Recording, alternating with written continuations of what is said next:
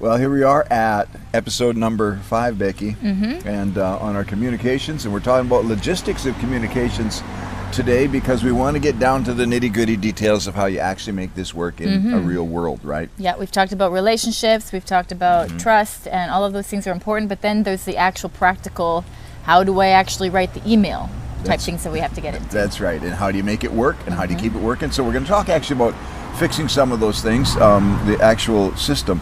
One thing that I kind of wanted to bring up is that there's a lot of communication gurus who have a new system and a new way of doing things, but and sometimes this can be so overwhelming, and you hear about so-and-so, they did this and it worked out perfectly. Just do what works for you. Yes. And so we're going to be talking about what works for us and maybe get some ideas out of that, but really don't stress about it and don't be overwhelmed by it. Just do what works for you, and we'll follow some basic principles here.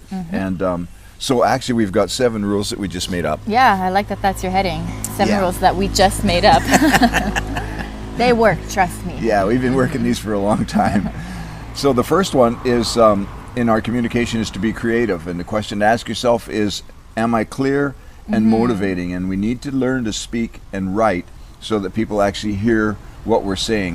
And the fact is that people remember, in fact we think in pictures and terms. Jesus told parables, so allow yourself to be creative. A lot of times if you're going to put the responsibility for communication on yourself, which we have to do, then it's our job to come up with something that people are actually hearing and actually listening to and then remembering. Yeah. If you're a really boring speaker, especially too, like if you're really monotone, there's no excitement, there's no passion when you speak, the more that you can draw it out, the better that it is, because people are going to fall asleep whenever you do talk to them. So make sure you are creative. A lot of our systems, we actually put in picture format, or we put them in numbers, like, you know, step 1, step 2, step 3, so that it's very clear and concise for people to remember. Right. Okay, and number 2 is concise. Wouldn't you know? And be short and to the point. Highlight the important information, date, time, place, who is responsible. And one time I had one lady working in our ministry, and she'd write me like foolscap size messages of things that she needed to communicate with me, and I told her, I said, you need to just highlight, you know, if you can't shorten it, just highlight what you need me to know. And so the next one she sent me was another foolscap, and it had stars right around the entire thing. I need you to know everything. I need you to know everything. Yeah. We feel that what we're talking about is so important, but the fact is that if you don't highlight it and point out what needs to be remembered, and those are pivotal things, right? Like sometimes I remember, oh, there's something today, and I don't remember what it is, but at least I remember the dates. Good job. So that helps, yeah. Yeah, and so especially with written communication and verbal communication, if you need to tell somebody something, tell them that one point, right? Don't go off on an essay, don't go off and write a novel for them, because the truth is people only have a very short attention span, and they're not going to retain everything that you say.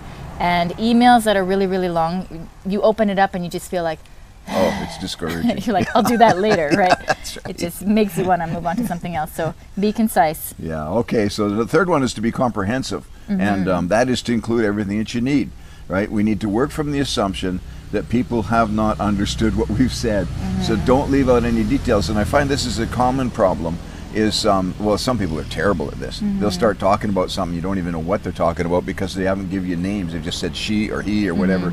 You got to assume that people haven't heard anything because they might not have. They might not have heard certain points.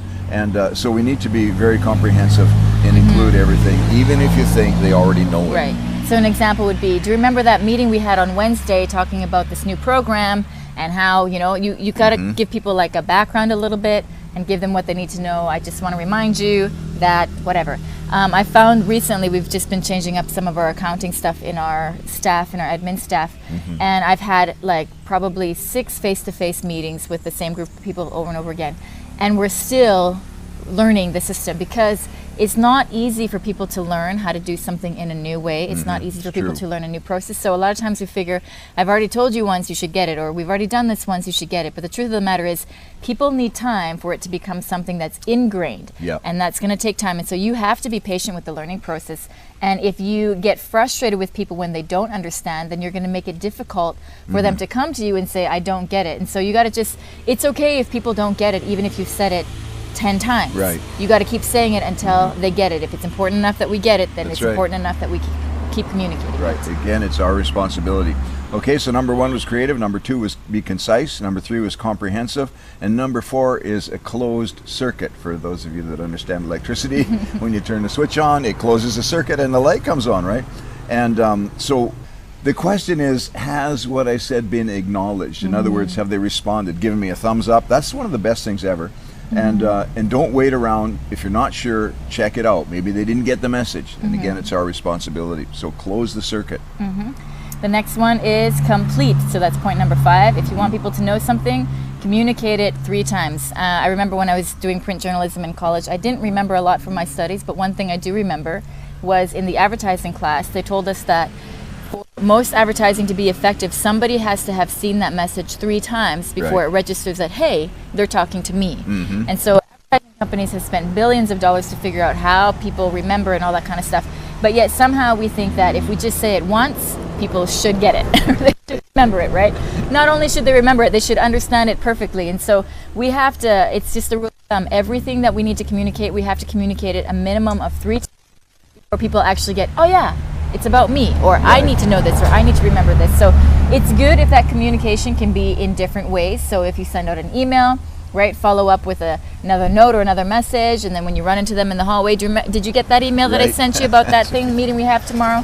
So make sure that you're communicating it more than once and in more than one ways, because people aren't going to remember. Right. And the result that you want is that communication has to land somewhere. Did it end up on the calendar where it should be? Did it end up in the accounting department where it should be? Did it end up in a meeting? Whatever it may be, that's how we know if it's been completed. And it always has to be in writing. Even if you have a meet up in the hallway, at the end send a message, here's what we agreed on that we're going to do for tomorrow's thing.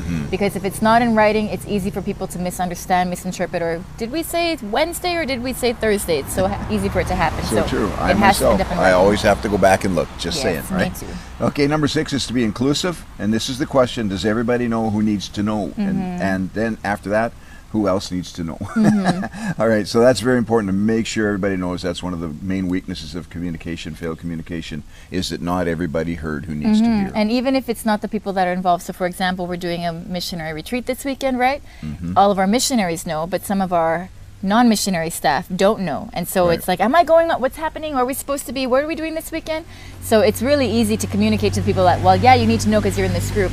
But we also need to remember those that need to know, not because they're actually participating, but because they need to know you're not participating or you're not involved. So there's no confusion there. Okay, and then number 7 is to archive it. Write it down, right? Write everything down. You got to keep notes and keep up with yourself so that you know what you know. Because I don't know, if you're busy like us, it's just so easy to forget. Somehow stuff has to fall off the table, and when it does, it's just better to have it written down. Besides, keeping a notebook is so important anyway, isn't it? By your bed, whatever. How many great ideas have you had and then you couldn't remember when you went to? I've had great ideas I've written down, then I couldn't read my handwriting anymore. That's another different subject. Communicating with yourself clearly. So when we're talking about write it down, there's things that we have to write down. Write down the important information, like the dates, the timeline, those kind of things, the numbers, right? The dollars, whatever it is.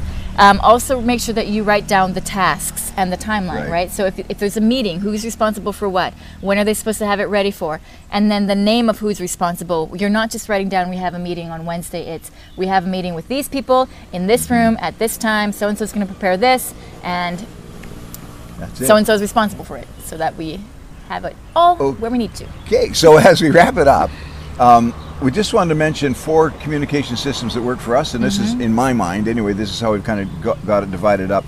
The first one is information flow and decision making, and we use Slack for that, which is an online program, free version, for the app. Facebook chat, we use that for our board of directors in Thailand.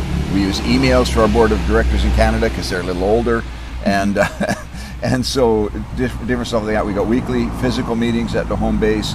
You've got to have meetings face to face. The second kind is the vision and direction. You've got to communicate the vision and direction. Always. We do that at Monday Chapels at home base, and that's live fed on Facebook as well. It goes to everybody, and it's archived on allpurpose.com blog. Vision and direction for each department too, not just overall, ministry, reach, teach, and mobilize. Like what's our vision for the accounting department, right?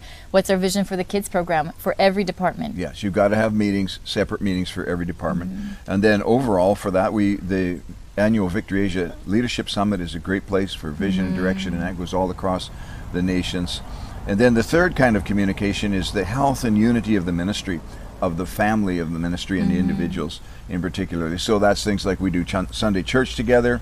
We have a midweek, Wednesday prophetic prayer time together, an hour together. We've got coffee shop and workspace meetings and all those kind of things. And again, you've got to spend time with people if you're if your communication is going to work. Yeah, and then the that's fourth one is the researchable stuff. You've got to have some place where people can go to get information they need. It might be your handbooks, your policy procedures.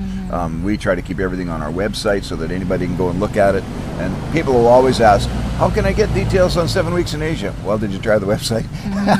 It's all there. So, so that's the thing. Keep the communication going in all those areas. So those are some practical things that you can use, systems that you can use to help you make sure that you're communicating effectively, thoroughly, and that nobody's missing the important details. That's right. Okay, bless you. We got one more coming up on this number 6, which is going to be talking about communicating to your partners, communication that keeps you alive.